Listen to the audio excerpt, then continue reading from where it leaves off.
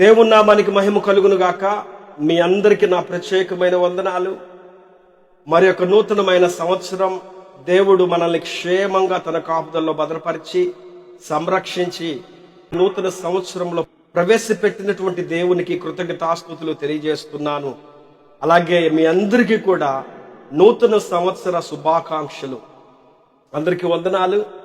ఈ నూతన సంవత్సరంలో అనుదిన మన్నా అనేటువంటి ఒక చక్కటి ఆధ్యాత్మికమైనటువంటి కార్యక్రమం ద్వారా మీకు ఆయన యొక్క వాక్యములను అందించాలని ఎంతగానో ఆశపడుతున్నాను.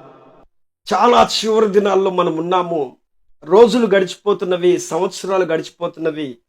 అప్పుడే 2025 సంవత్సరం అయిపోయింది.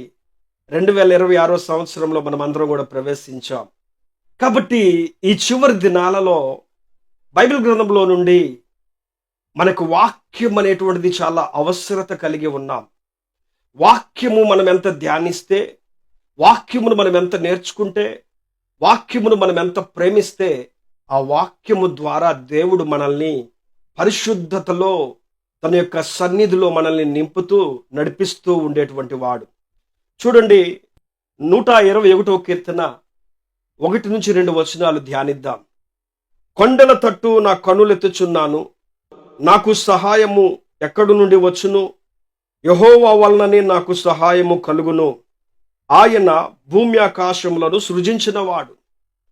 ఇక్కడ వాక్య భాగంలో మనము జాగ్రత్తగా పరిశీలించినట్లయితే, కొండల తట్టు నా కన్నులెత్తుచున్నాను, నాకు సహాయం ఎక్కడి నుండి వచ్చును? ఈరోజు నా మనిషి సహాయం కోసం చాలా రీతిగా పరుగులు తీస్తా ఉన్నాడు. ఎన్నో ప్రాంతాలను దర్శిస్తున్నాడు. సుదూర ప్రాంతాలకు వెళ్ళి పనులు చేస్తున్నాడు.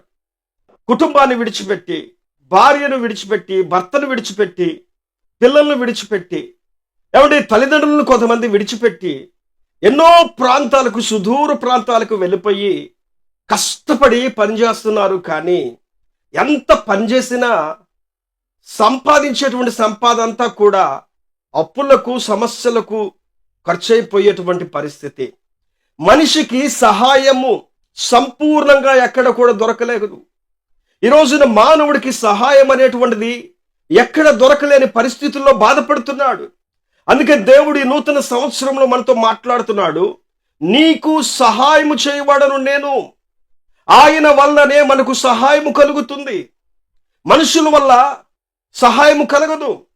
కీర్తనకారుడు అంటాడు, మనుషులను నమ్ముకుంటే కంటే యెహోవాను ఆశ్రయించటం మేలు, రాజులను నమ్ముకుంటే కంటే యెహోవాను ఆశ్రయించటం మేలు. కాబట్టి మనుషులను నమ్ముకుంటే, గొప్పవారిని నమ్ముకుంటే, పేరు ప్రఖ్యాతులు గల వారిని నమ్ముకుంటే, లోకంలో విలువ కలిగిన వారిని నమ్ముకుంటే మనకి సహాయం దొరకదు. కానీ యెహోవా వలన మాత్రమే మనకు సహాయం కలుగుతుంది. ఆయన వలన మాత్రమే సహాయం కలుగుతుంది. బైబిల్ గ్రంథంలో దేవుడు తన బిడ్డలకి ఎన్నో రీతిగా సహాయాలు చేశాడండి.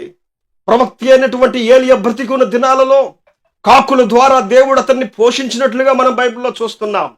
భయంకరమైన కరువు వచ్చినప్పుడు అతన్ని సారేపతనే ఊరికి పంపిస్తున్నాడు. సారేపతనే ఊరిలోనికి ఆయన వెళ్ళినప్పుడు ఒక వెధవరాలు తన బిడ్డను చేత్తో పట్టుకొని పుల్లలేరుకుంటా కనబడుతుంది. అక్కడ ఆ దైవజనుడు మాట్లాడుతున్నాడు, అమ్మా నాకు కొంచెం మంచినీళ్ళు తీసుకొచ్చి ఇవ్వవా అని చెప్పానంటే, ఆమె ఇంటికి వెళ్తుంటే మరలా పిలిచి ఆయన అంటున్నాడు, అమ్మా అదే చేత్తో నాకు ఒక అప్పం కూడా కాల్చుకుండ్రా అని చెప్పి. వెంటనే ఆమంటుంది, దైవజనుడా ప్రపంచమంతా కూడా కరువు వచ్చేసింది, ఏం తినాలో మాకు అర్థం కావట్లేదయ్యా, ఎలా బ్రతకాలో మాకు తెలియట్లేదు, ఇంట్లో చూస్తే అంతా అయిపోయింది, ఖాళీగా ఉన్నాము, ఇదిగో పట్టెడు పిండి మాత్రమే ఆ యొక్క కొండలో ఉన్నది, బుడ్డులో కొంచెం నూనె మాత్రమే ఉన్నది, తొట్టెలో పట్టెడు పిండి మాత్రమే ఉన్నది. ఈ రోజున మేము అది తిని చనిపోదాం రేపు అని చెప్పని నేను నా బిడ్డ పుల్లలేరుకోవటానికి వచ్చామయ్యా అని చెప్పానంటే, ఆయన అంటున్నాడు, అమ్మా నువ్వు వెళ్ళి నా కోసం కాల్చుకురా. జీవము కలిగిన దేవుడు ఈ కరువు సంవత్సరాలన్నిట్లో కూడా నిన్ను పోషిస్తాడు అని చెప్పని అన్నప్పుడు ఆమె ఇంటికి వెళ్ళి అప్పము కాల్చి, చూడండి, నూనెను పోసి చక్కగా అప్పమును తయారు చేసి పిండితో మంచి నీళ్లు ఒక చెంబుతో తీసుకొని ప్లేట్లో అప్పం పెట్టుకొని దైవజనుడి దగ్గరికి వచ్చింది. ఆ దైవజనుడు తృప్తిగా తిన్న తర్వాత, అమ్మా ఇంక నువ్వు వెళ్ళి అప్పం కాల్చుకోపో అని చెప్పి అన్నప్పుడు ఆమె తిరిగి తన ఇంటికి వెళ్ళి పట్టెడు పిండి ఉండవలసినటువంటి తొట్టిని ఓపెన్ చేసి చూస్తే ఆ తొట్టిలో పిండి ఉబ్బుకుంటూ పైకి వస్తుంది. కొంచెం నూనె ఉండవలసినటువంటి బుడ్డిని ఓపెన్ చేసి చూస్తే అందులో నూనె ఉబ్బుకుంటూ పైకి వస్తుంది. చూడండి, ఈ సహాయం ఎక్కడి నుండి వచ్చింది? ఈ రోజున మనకు సహాయం చేసేవారు ఎవరు లేరు అని చెప్పి మనం అనుకుంటున్నాం. మన జీవితం ఖాళీ అయిపోయిందని అనుకుంటున్నాం. మన బ్రతుకు ఖాళీ అయిపోయిందని అనుకుంటున్నాం. మన పరిస్థితి ఖాళీ అయిపోయింది అని అనుకుంటున్నాం. కానీ ఖాళీ అయిపోయినటువంటి ఆ జీవితంలోనే, ఖాళీ అనుకుంటున్నటువంటి ఆ పరిస్థితులలోనే, అన్ని వ్యతిరేక పరిస్థితులు మనకు వచ్చినప్పుడే ఆయన సమస్తమును అనుకూల పరిస్థితులుగా మార్చువాడు. ఈరోజు నీ జీవితంలో ఏది ఖాళీగా ఉంటుంది? ఏ సహాయం అందలేని పరిస్థితుల్లో నువ్వు ఉంటున్నావా? అన్ని దారులు మూయబడిన పరిస్థితిలో ఉంటున్నావా? అన్ని సమస్యలతో కృంగిపోయి ఉన్నావా? ఆయన మనకు సహాయం చేసేటువంటి దేవుడు. ప్రవక్తల శిష్యుల్లో ఒకరి భార్య అప్పుల వాళ్ళు వచ్చి ఆమె బిడ్డలను హింసిస్తూ పిల్లల్ని తీసుకొని వెళ్ళిపోతా ఉంటే దైవజనుడి దగ్గరికి వచ్చి ప్రార్థిస్తే, అమ్మ నీ ఇంట్లో ఏముంది అని చెప్పానంటే, ఒక నూనె కుండ తప్ప ఇంకేమీ లేదయ్యా నా ఇంట్లో అని చెప్పానంటుంది. ఆమె పరిస్థితి చూడండి, ఇంట్లో నూనె కుండ తప్ప ఇంకేమీ కూడా లేదు విలువ కలిగినవి. అంతా కూడా పాడైపోయిన పరిస్థితి, ఇల్లంతా కూడా దోచుకొనబడిన పరిస్థితి, ఇంట్లో ఉన్న వస్తువులన్నీ కూడా బయట పారవేయబడిన పరిస్థితి, సమస్తమును కోల్పోయిన స్థితిలో ఉంటే ఆ తల్లి ఇంటికి వెళ్ళి చూస్తే పిల్లరా, ఆ నూనె కుండలో నుంచి నూనె ఉబ్బుకుంటూ వస్తున్నట్లుగా పైకి ఒక స్వరం వినబడుతుంది. నువ్వు ఇరుగు పొరుగు వారి దగ్గరికి వెళ్ళి నీకు కలిగినవన్నిటినీ అరువుగా కొండలను తీసుకుని వచ్చి ఆ నూనెను వాటిలో నింపు అని చెప్పనే స్వరము వినబడుతున్నట్లుగా, నూనె కుండలో నుంచి నూనె ఉబుకుతున్నట్లుగా మనము బైబిల్లో చూసాము. ఆ స్త్రీ ఆ రోజున చూసింది. ఈ రోజున ఆ ఖాళీ అయిపోయింది అనుకుంది, ఏమీ లేదు అనుకుంది, పిల్లలు కూడా విడిచిపెట్టిపోతారేమో అని చెప్పని భయపడిపోయింది. ఏం చేయాలో అర్థం కాలేని పరిస్థితిలో ఉన్నది. కానీ ఈమెకు ఆ సహాయం ఎక్కడి నుండి దొరికింది? భూమి ఆకాశములను సృజించిన యెహోవా వలన మాత్రమే మనకు సహాయం కలుగుతుంది. ప్రియులారా, ఈరోజు నువ్వు ఏ దిక్కు చూసినా నీకు సహాయం దొరకదు. కానీ ఆయన దిక్కునకు నువ్వు చూడగలిగితే, ఆయన వైపు నువ్వు చూడగలిగితే ఆయన మనకు సహాయం చేసేవాడు.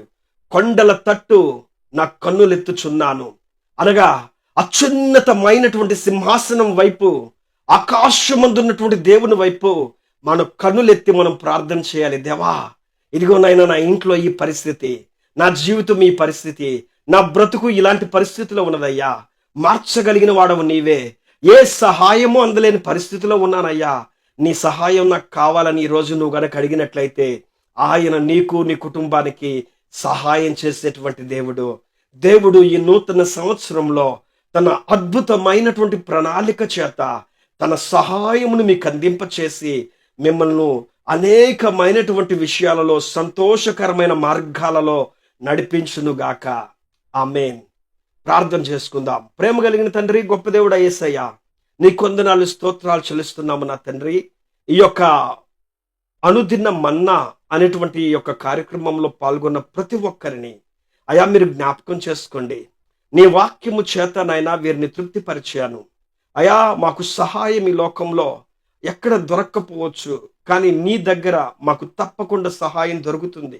ఎందుకంటే మా సహాయము నీవే మా ఆధారం, నీవే మా ఆశ్రయం, మేము నమ్ముకుని మా దేవుడవు నీవే నా తండ్రి.